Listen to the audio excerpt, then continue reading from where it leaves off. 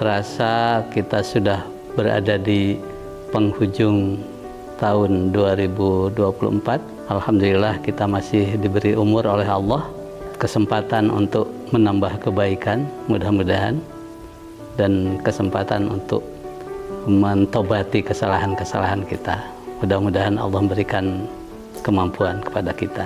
Setiap kali kita menghadapi masa yang baru atau tahun yang baru, seringkali kita diingatkan dengan satu sabda Rasulullah SAW bahwa datangnya tahun yang baru atau datangnya era yang baru, mesti era yang baru itu kualitasnya lebih jelek ketimbang era sebelumnya.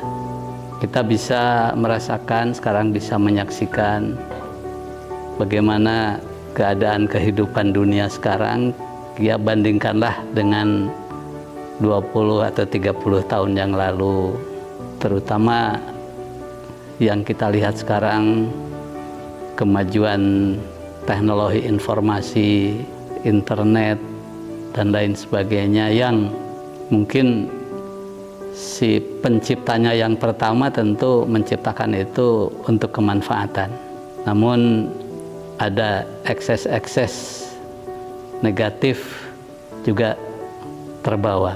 Ya, kembali itu tergantung bagaimana manusia atau orang-orang menggunakannya.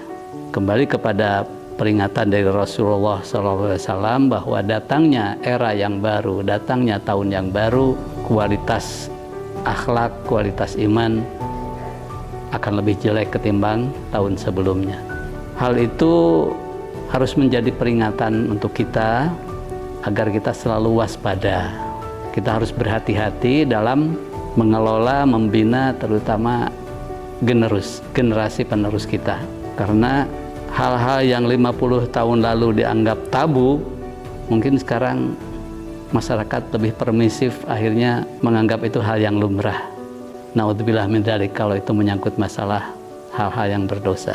Di samping kita harus waspada, berhati-hati terutama dalam hal membina anak cucu kita, generasi penerus kita, kita pun tetap harus berhusnudzon, harus berupaya agar apa yang dikhawatirkan oleh Rasulullah itu tidak mengenai kepada anak-anak cucu kita.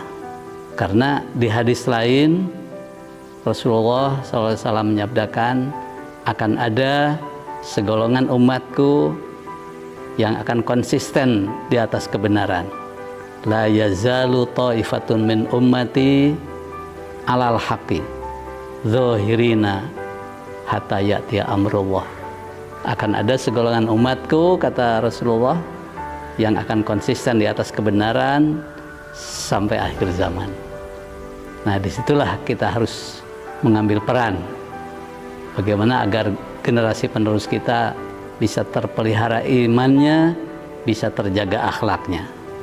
Salah satu hal yang juga akan kita hadapi di akhir tahun ini adalah malam pertukaran tahun, malam tahun baru, di mana mungkin banyak orang yang menggunakan waktu itu untuk berhura-hura, yang kalau kita lihat dari segi moral atau keimanan mengkhawatirkan.